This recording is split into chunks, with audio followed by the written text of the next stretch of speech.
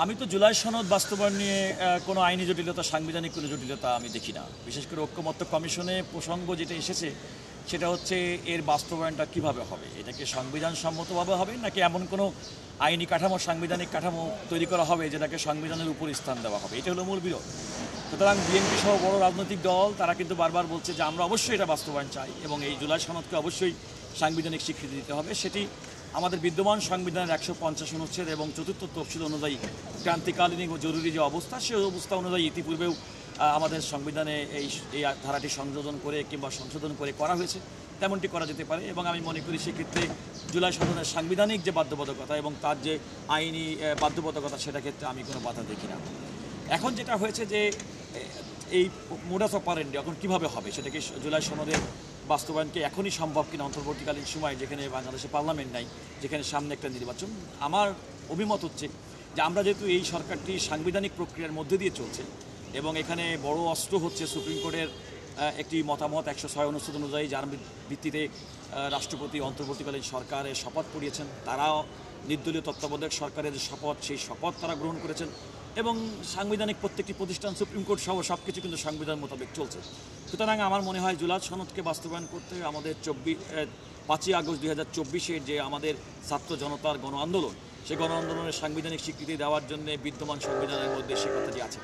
আমি আরেকটু উল্লেখ করতে চাই, যারা সংবিধান সম্পর্কে কিছুটা খোঁজখবর রাখেন তাদেরকে অনুরোধ করব, এর বাইরেও আমাদের সংবিধানের 112 অনুচ্ছেদকে দেখা যেতে পারে, যেখানে রাষ্ট্রের সমস্ত অঙ্গকে সুপ্রিম কোর্টের সহযোগিতা করতে বলা হয়েছে এবং সেখানে অবশ্যই তার একটা বাইন্ডিং ফোর্স আছে।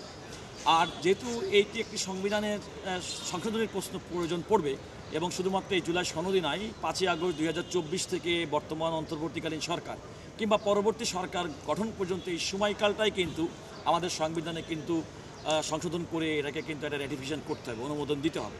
সেই অনুমোদনের সময় যদি এই জুলাই সনদকে অনুমোদন দেওয়া হয়, অন্তর্ভুক্ত করা হয়, আমার মনে হয় তাহলে সেক্ষেত্রে আমি কোনো আইনগত জটিলতা, সাংবিধানিক জটিলতা দেখি না। আর রাজনীতিবিদদের মধ্যে যে বিষয়টি হয়তো হতে পারে, তাদের মধ্যে পারস্পরিক আস্থার সংকটটা হতে পারে কিংবা নির্বাচন পিছানোর একটা কৌশল হতে পারে, সেটা তো রাজনীতিবিদদের বক্তব্য। কিন্তু আইনগতভাবে আমি মনে করি সংবিধান একটা দেশের সর্বোচ্চ আইন এবং সংবিধানের পেরিফেরির মধ্যেই, তার আওতার মধ্যেই এই সাংবিধানিক সংশোধনীটা করতে হবে।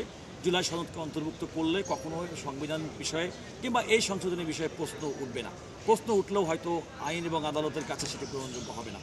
কিন্তু এখন যে প্রক্রিয়ায় বিভিন্ন প্রস্তাবনা, বিশেষ করে জামাত ইসলামের পক্ষ থেকে যে প্রস্তাবনা দেওয়া হয়েছে যে একটা প্রভিশনাল কনস্টিটিউশন অর্ডার করার জন্য, আমি মনে করি সেটা সম্পূর্ণ সংবিধান বহির্ভূত এবং সেটা বাস্তবসম্মত নয়। ইতিপূর্বে আমি এই বিষয়ে আমার বক্তব্য দিয়েছি।